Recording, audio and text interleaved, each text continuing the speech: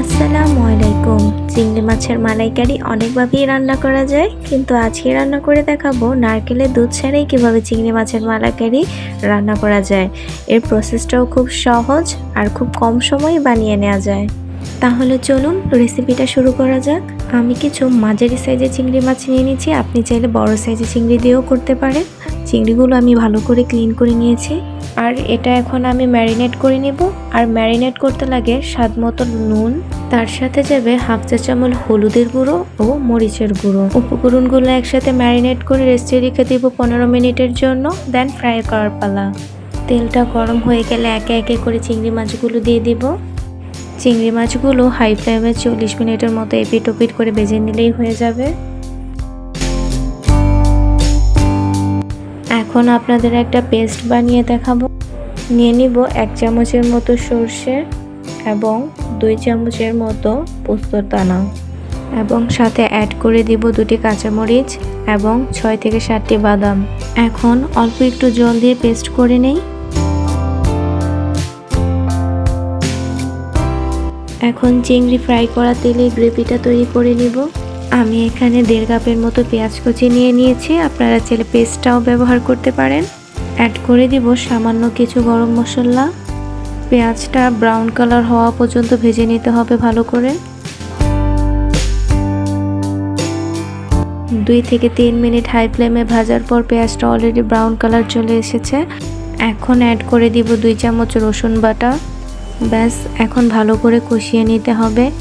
এই রেসিপিতে শুধুমাত্র রসুন বাটাটাই লাগছে, আদা বাটাটা ইউজ করছি না।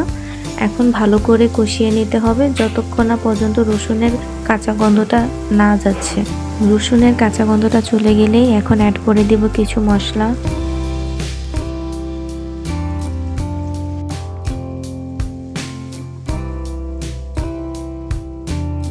দিয়ে দিব স্বাদ মতো নুন, 1 চা চামচ হলুদ গুঁড়ো, তার সাথে যাবে 1.5 চামচের মতো কাশ্মীরি লঙ্কা গুঁড়ো, হাফ চামচের মতো ধনে গুঁড়ো। মশলাগুলো একসাথে মিশিয়ে নিয়ে হালকা একটু পানি দিয়ে ভালো করে কষিয়ে নিতে হবে।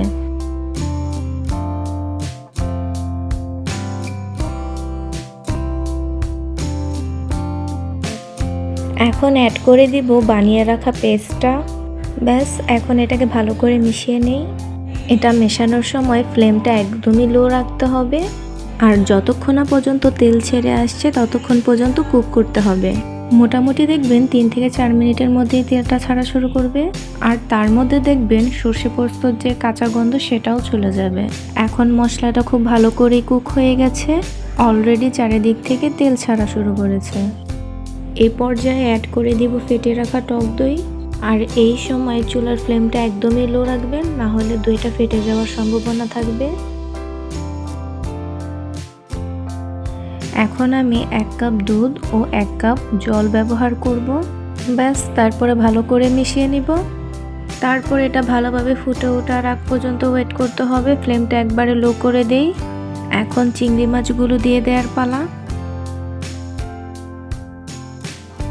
ব্যাস, এখন এটাকে ঢেকে দিয়ে 2-3 মিনিটের জন্য ফুটিয়ে নিন। এখন আমি আপনাদের ঢাকনাটা খুলে দেখাচ্ছি। দেখতেই পাচ্ছেন চিংড়ি মাছের মালাইকারি পারফেক্টলি রেডি। শেষে এই পর্যায়ে দিয়ে দেব কিছু কাঁচামরিচ ফালি, যাতে কাঁচামরিচের সফট একটা স্মেল বের হয়, এবং অ্যাড করে দিব 1 চামচের মতো চিনি। ব্যাস, ফাইনালি এটাকে ফিনিশ করুন হাফ চামচের মতো গরম মশলা দিয়ে। আশা করি এই সিম্পল রেসিপিটা আপনাদের বেশ ভালো লাগবে, আর যদি ভালো লেগে থাকে অবশ্যই কমেন্টস করতে ভুলবেন না। বাই দ্য ওয়ে, আমি আনিতা। পরবর্তীতে নতুন রেসিপি নিয়ে আবার হাজির হয়ে যাব। আর আমার চ্যানেলটিকে সাবস্ক্রাইব করে পরবর্তী রেসিপি পেতে চাইলে আমার পাশেই থাকবেন। আল্লাহ হাফেজ।